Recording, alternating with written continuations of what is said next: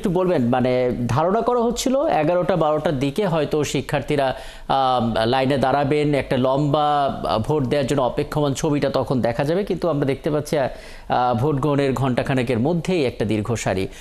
তাদের কথাগুলো একটু শুনতে চাই, তারা আসলে কি ধরনের প্রার্থী প্রত্যাশা করেন, এই বিশ্ববিদ্যালয়ের কোন উন্নয়নটা তারা দেখতে চান, সার্বিকভাবে নিরাপত্তার ব্যবস্থাটা একটু বলবেন। মুহূর্তে আছি মীর মোশাররফ হোসেন যে হল, সেই হলে এই হলে প্রায় 400-এর অধিক ভোটার আছে। আমরা এখানে এসে দেখতে পাচ্ছি যে সকাল থেকে এখানে যারা ভোটার আছেন তারা লাইন দাঁড়িয়েছেন এবং তারা ভোট কেন্দ্রে এক এক করে প্রবেশ করে তাদের পছন্দের প্রার্থীকে ভোট দিচ্ছেন।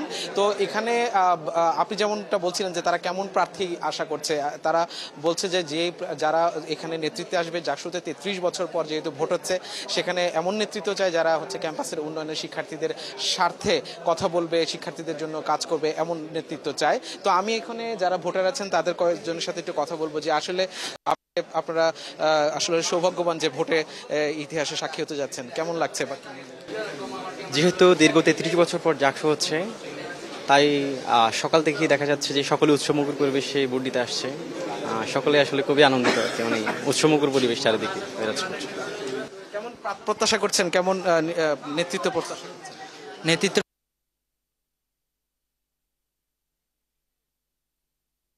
অবশ্যই আমাদের শিক্ষার্থী বান্ধব হবে, আমাদের সুযোগ সুবিধাগুলো দেখবে, বা আমরা যে দাবিগুলো রাখবো ওনাদের কাছে সেগুলো উনি অবশ্যই আমাদের পূরণ করার চেষ্টা করবে। আমরা এটাই আশা করছি তাদের কাছ থেকে।